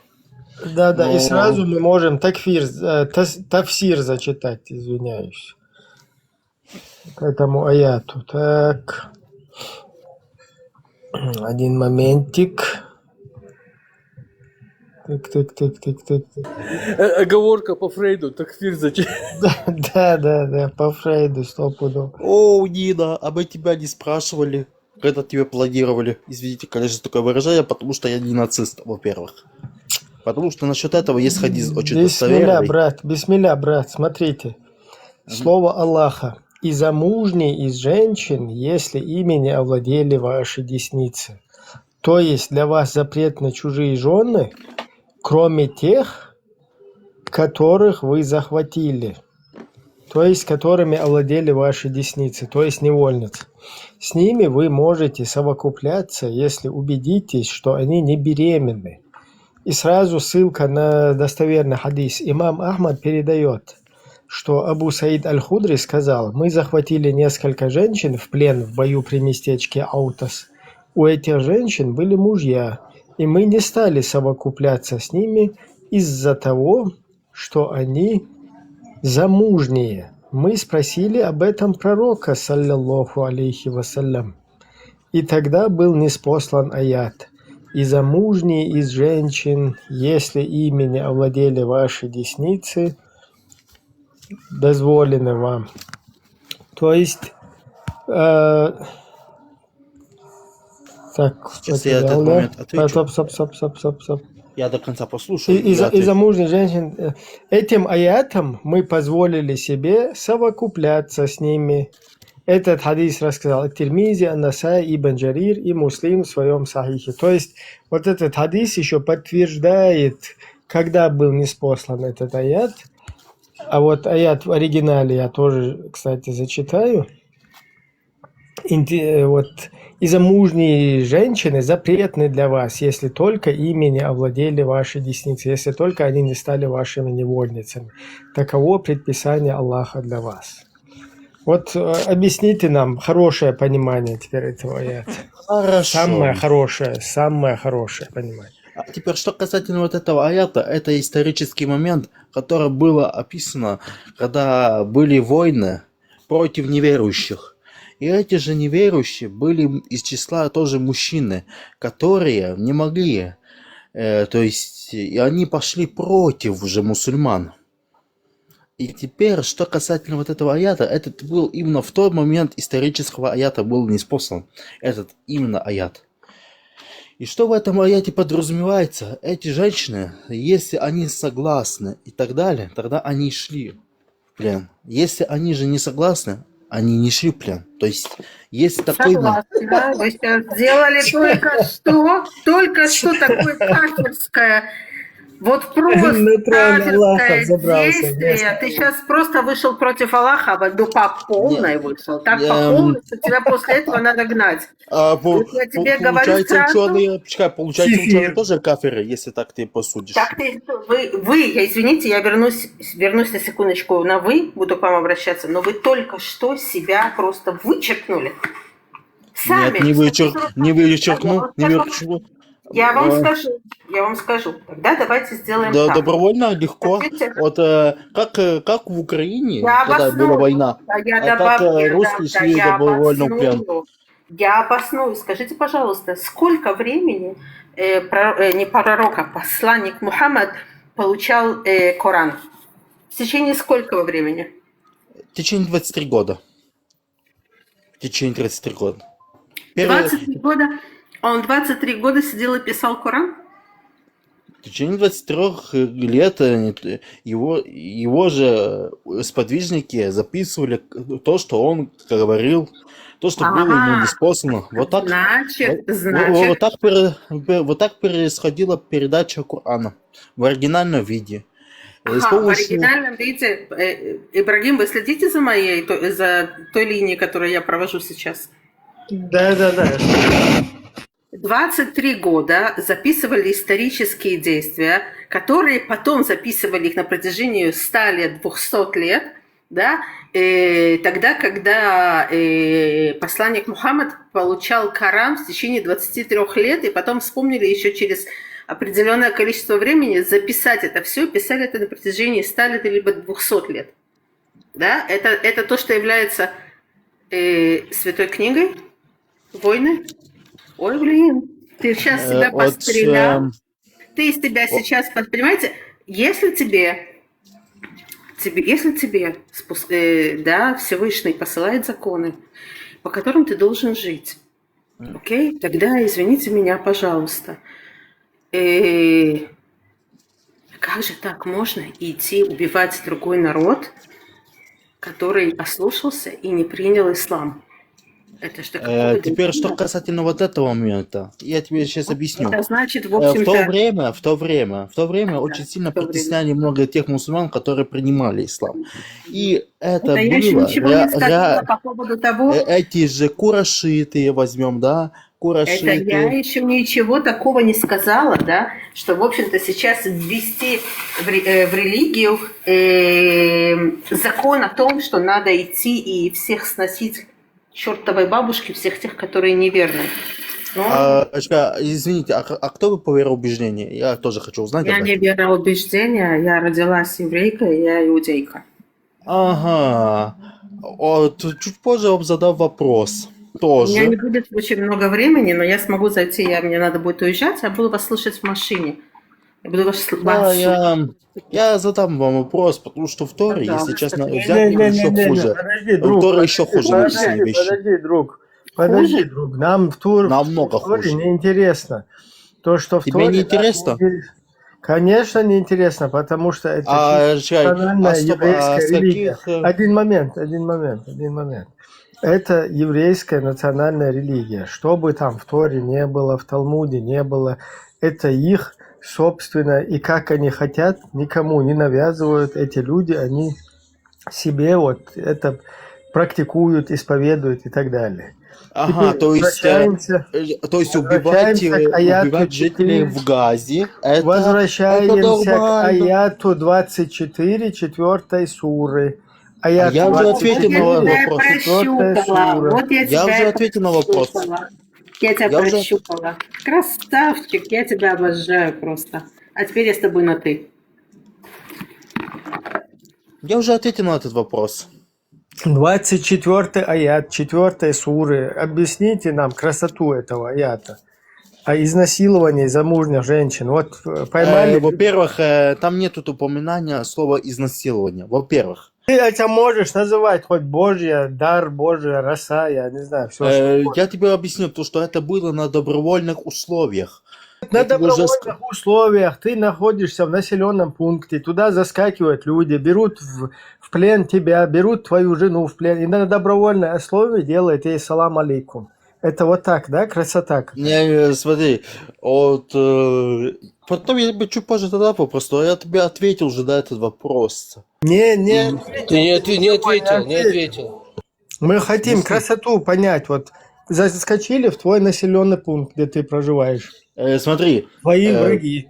Тебя захватили в плен. Твою жену берут салам алейкум, потому что у них аят вот такой вот, который им дозволяет с ней это делать. Это нормально?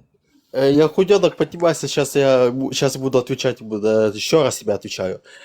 Что касательно вот этого аята, Алло, были Бандера, ты военные что сказал? моменты. Алло, Тихо. 29-й, ты что сказал, Ехуденок? Я худенок, а этот ник такой. Ты чё? Слышишь? Да, он просто убегает от этого, от дискуссии. Я не убегаю. Я сейчас тебе отвечаю. Вот, щелчок пальца, сейчас тебе буду отвечать. Были исторические моменты, которые были войны. Смотри, ты вот... Были войны. Подождите, я худенок, подождите. Ты вот украинец, да, как я понимаю? Да, я украинец, дальше что? Вот, отлично. Вот смотри, приходит к тебе войско Иисуса, алейхиссалям, во главе с Алаудиновым. Они нападают, например, на Мариуполь. Да, напали на Мариуполь. Делают джихад. Схватили всех замужних женщин, мужиков. И все, по суре 4:24. Подожди, я худой. А какое имеет Россия отношение к этому историческому моменту?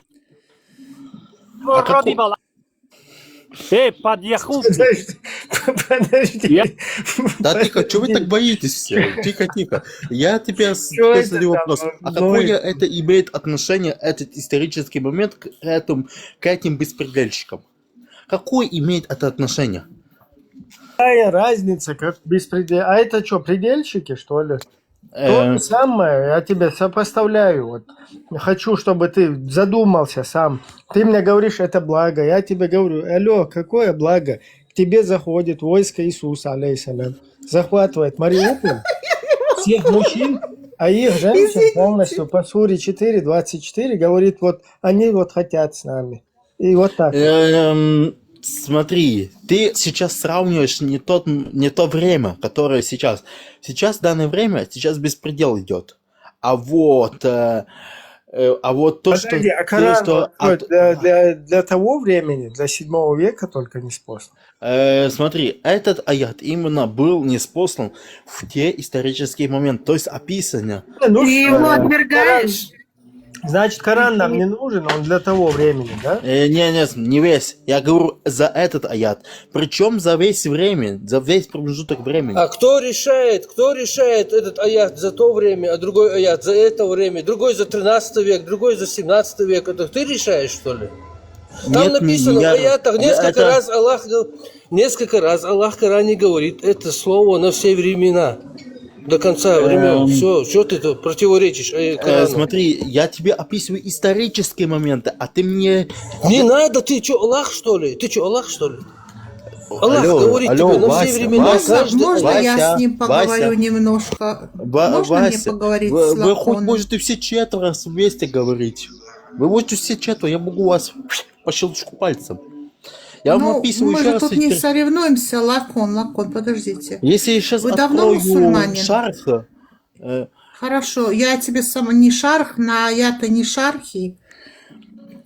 кое-что другое. Я Так, сейчас вам открою, если вы не скажите, пожалуйста, понимаете. вы давно уже в исламе? Год, дальше Аяты что? бывают тавсиры, а не шархи. Год, хорошо. Тавсиры, также есть... Да, послушайте, подождите, не спешите. А давайте еще такой Я хочу вас спросить, в вашей религии, да, прелюбодеяние является тяжким грехом? является, да, вокально узина и ношение. Да. То есть Да, не а что такое приближаться к прелюбодеяние?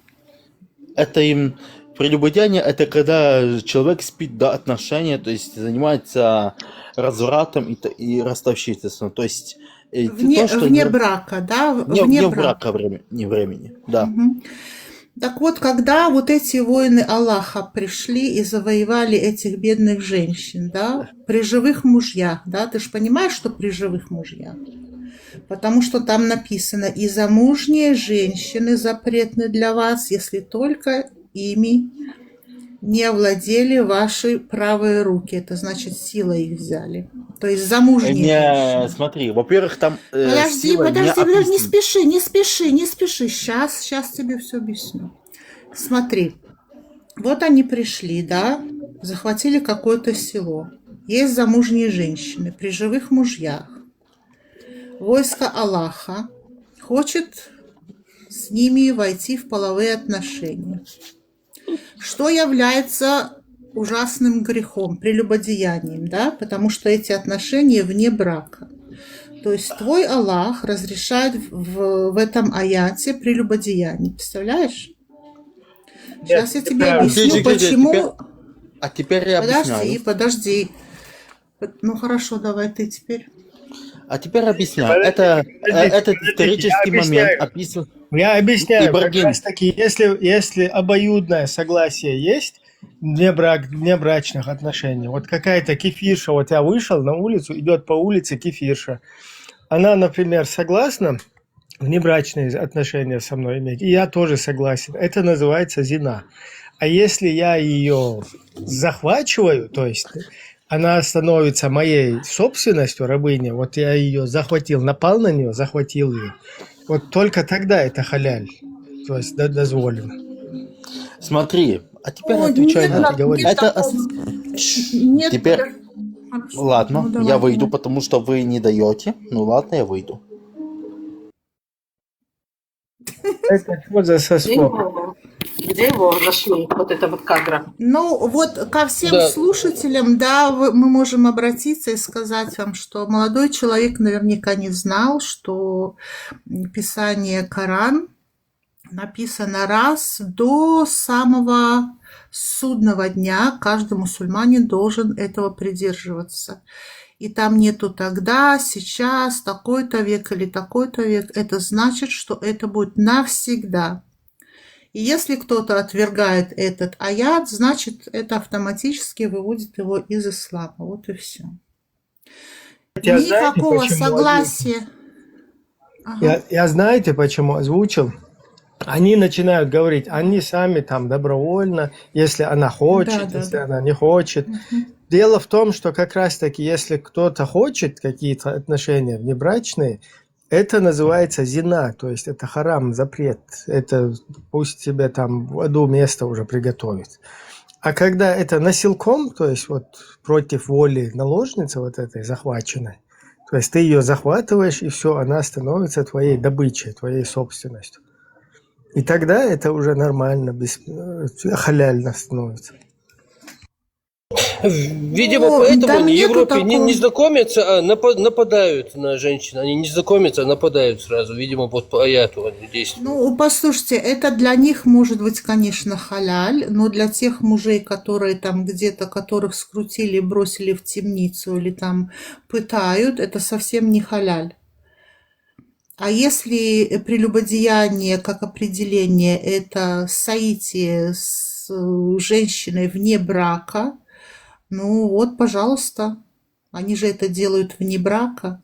Мало того, там, это Абу Адель, там Тавсир или, не помню, ли Ассади, по-моему, Абу Адель, ну-ка дайте я гляну. Там еще написано, Не, что там им они, нужно они дать... говорят, они говорят, какую-то надо тряпку дать, вот с одежды отрезать кусочек и дать, как бы, Да. типа, Как брачный купюрам или что-то. дар. Ну, там, знаете, как вот это вот синеньким, то, что написано, это поздние вставки. То есть там, подождите, вот я читаю, Эмир Кулиев, да? И замужние женщины запретны для вас. Так, подождите минутку. Абу Адель.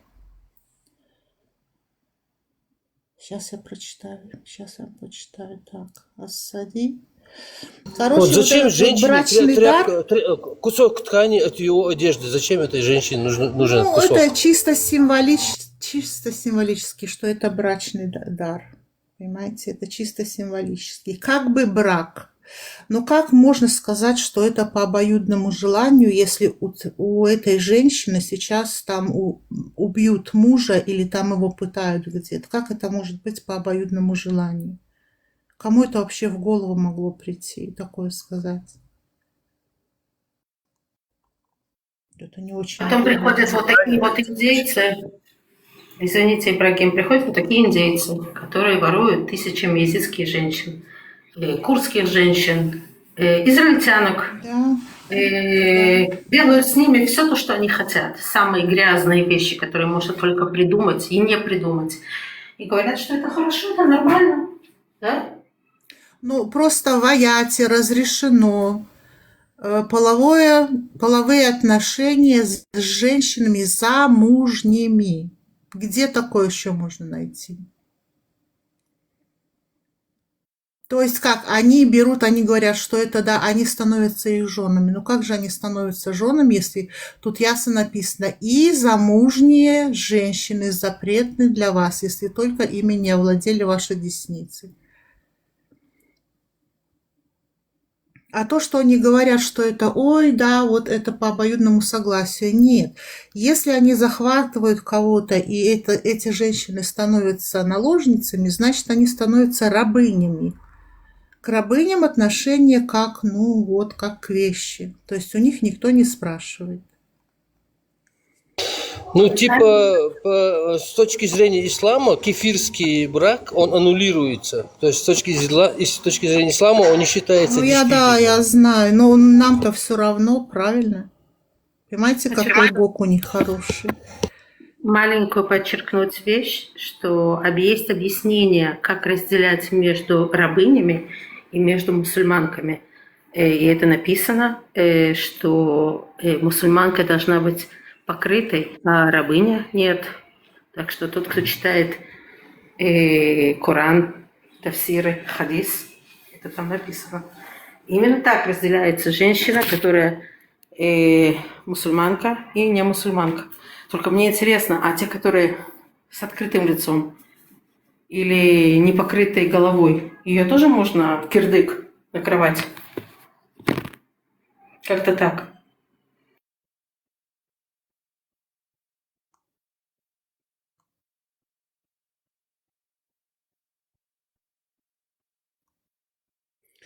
Тоже там вот есть аят прямо перед этим, да? 4.23.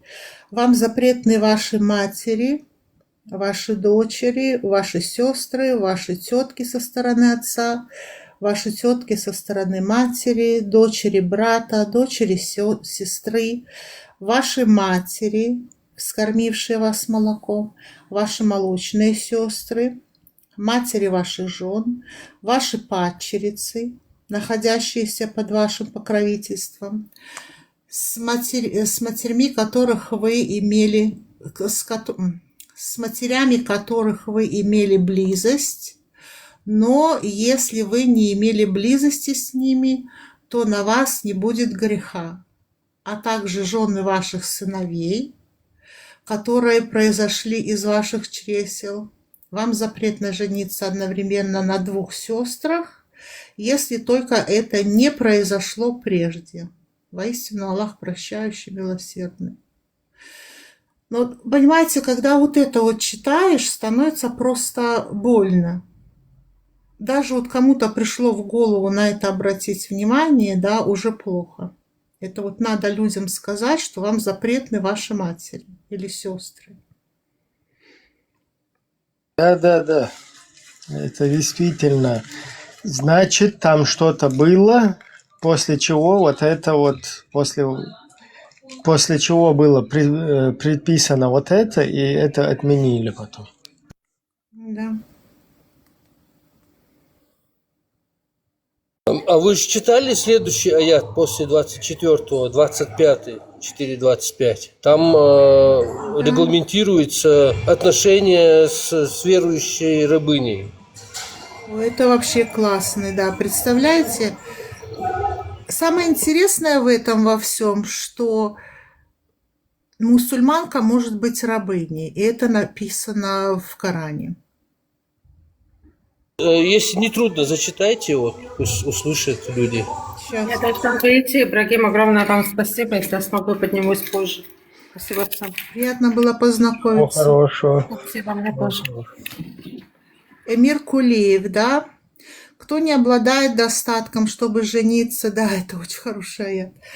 Кто не обладает достатком, чтобы жениться на верующих целомудренных женщинах, пусть женится на верующих девушках из числа невольниц, которыми овладели ваши десницы. Представляете? Оказывается, Вот подумайте. тоже могут быть невольницами. Да. Наложницами. И это написано, то есть рабынями, понимаете, и это есть вот. Я, кстати, знаю одного чеченца, к нам приходил в чат, который из-за этого вышел из ислама. Вот как раз из-за этого аята. Уже что ему там не приводили, как он себе это все не объяснял, потом, когда он понял, что здесь женщина-мусульманка может быть рабыней и оставаться рабыней, ну, тогда уже он решил все. Это уже чаша перебралась, короче, переполнилась. Сейчас дочитаю. Так, кто не обладает достатком, чтобы жениться на верующих целомудренных женщинах, пусть женится на верующих девушках из числа невольниц, которыми овладели ваши десницы. Аллаху лучше знать о вашей вере. Все вы друг от друга, посему женитесь на них с разрешения их семей и давайте им вознаграждение достойным образом, если они являются целомудренными, а не распутницами или имеющими приятелей. Если же после обретения покровительства замужества они невольницы совершают мерзкий поступок прелюбодеяние, извините, я сейчас, да, то их наказание должно быть равно половине наказания свободных женщин. Это интересно. Жениться на невольницах позволено тем из вас, кто опасается тягот или прелюбодеяния, но для вас будет лучше, если вы проявите терпение, ведь Аллах прощающий и милосердный. Вот просто шикарно. Вот берешь, открываешь, да, читаешь и просто вот балдеешь. То есть фиксируется статус невольницы и рабыни, статус верующих мусульманок рабынь, их уровень, их стоимость. Вот все это регламентируется, как фиксируется. Да, вот пишут, что в Сирии салафиты захватывали друг у друга жен в рабство и никахили их. Ну да. Так, а что в Сирии? Вон, смотри, мы недавно здесь читали хадис. Когда женщины были захвачены, это про жену пророка Софию, он ее отобрал у своего друга. Вот так. Сказал ему, выбирай любую женщину, тот выбрал. Потом кто-то ему сказал, что она по статусу вот как раз тебе бы подошла. Он позвал этого друга, сказал, ну-ка покажи свою женщину. Взглянул на нее и отобрал. Ну, может, это любовь с первого взгляда. Да, наилучший из людей.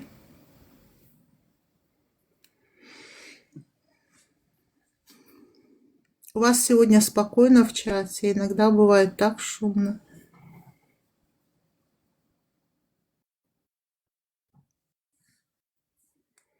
Короче, Операторы, то это... видишь, Да.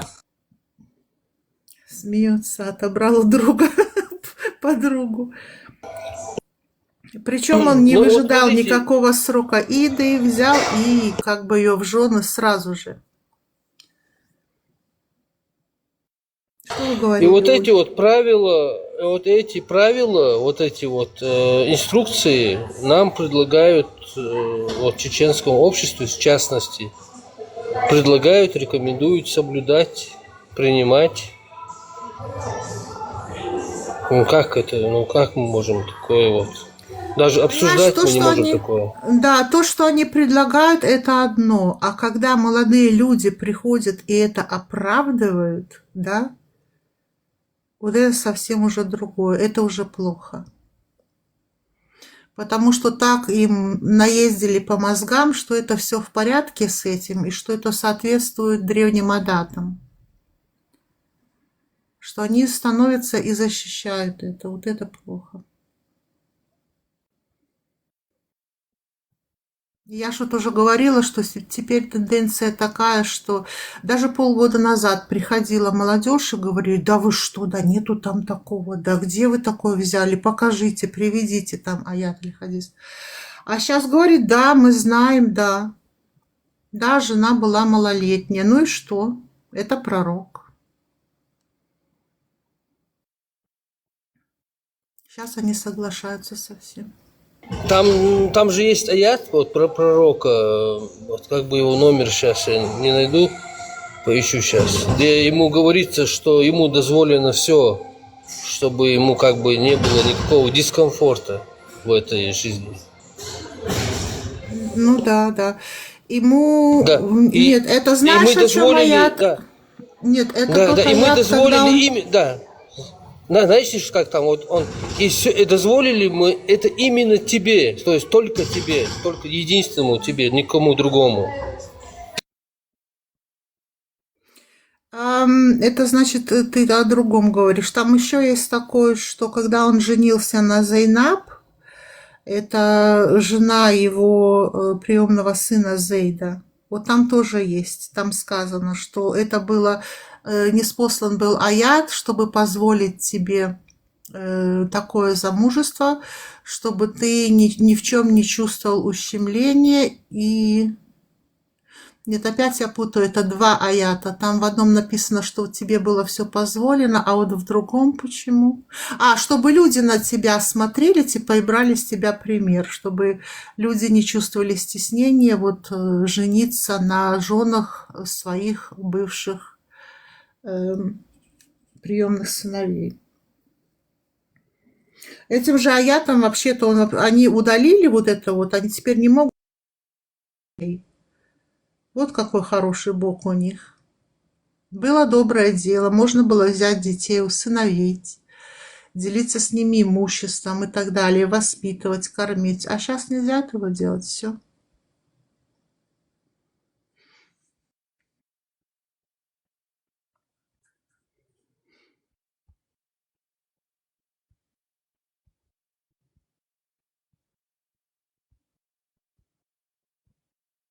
Человек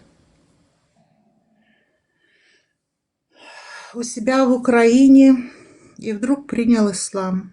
Вот меня это, я вот тоже открыла, позавчера открываю, значит, ТикТок и смотрю, женщина, ну не женщина, даже девушка, ну женщина, потому что ребенок есть, говорит, что она белоруска, стоит замотанная вся, говорит: я мусульманка, альхамдулилля, мне плохо стало. Что с этим делать?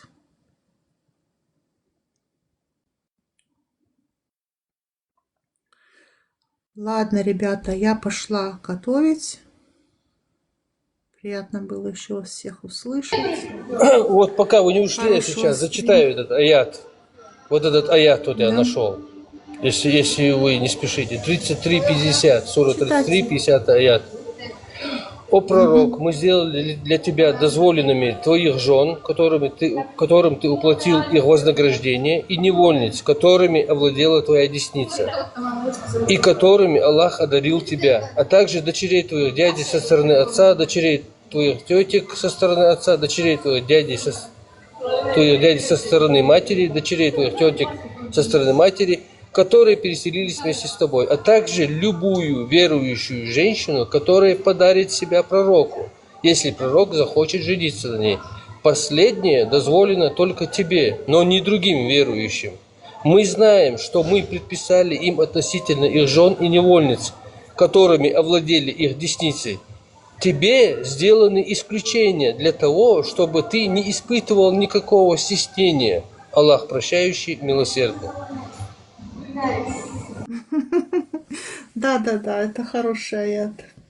Ну вот есть еще и про Зейда там, что, пожалуйста. Представляете, сколько детей можно было усыновить и дать им еще одну семью?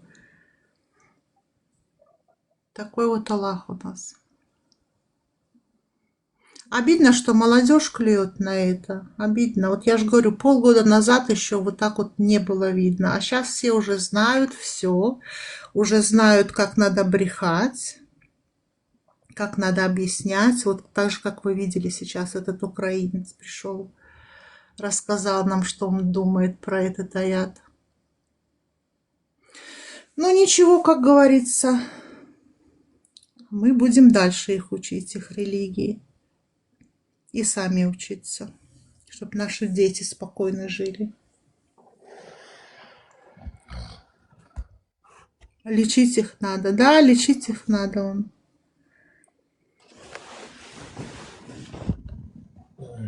Уходи свободный. Оставайтесь свободными. Все, я пошла. Спасибо, ребята.